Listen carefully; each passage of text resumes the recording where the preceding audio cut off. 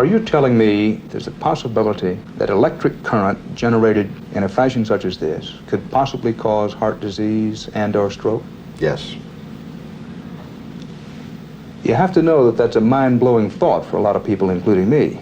I'm aware of that. Dr. Robert Becker is chief of orthopedic surgery and a medical investigator for the Veterans Administration in Syracuse, New York. For 20 years, he and his staff have been experimenting on the effects, if any, of low-level radiation on living things. He is one of a small but growing group of scientists around the world who are turning up information making them believe that low-level electrical fields do affect us. For instance, using very low voltage currents, he has made broken bones that wouldn't heal by themselves grow together again. And like most scientific discoveries, it's a double-edged sword.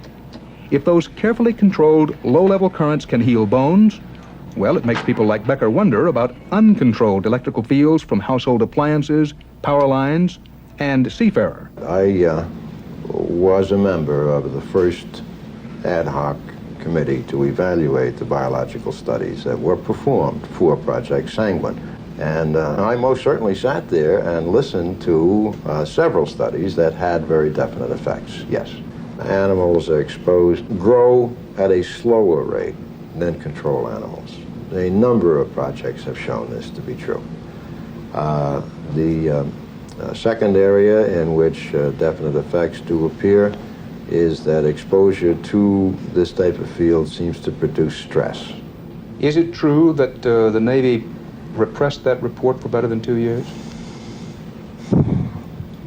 The Navy did not disseminate the report widely.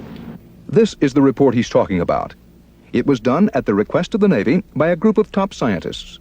They reviewed experiments performed on possible effects of ELF radiation on living things and raised some red flags.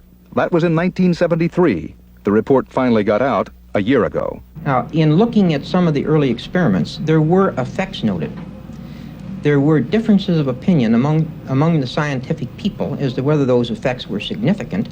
There were also differences of opinion as to whether they were deleterious.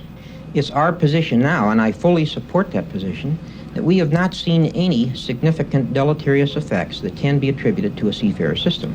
Human volunteers were exposed to the same sort of magnetic field that the sanguine antenna would emit.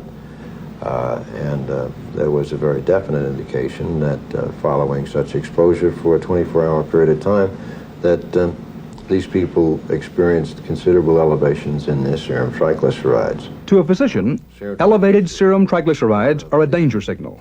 It could indicate stress, heart attack, or possible stroke.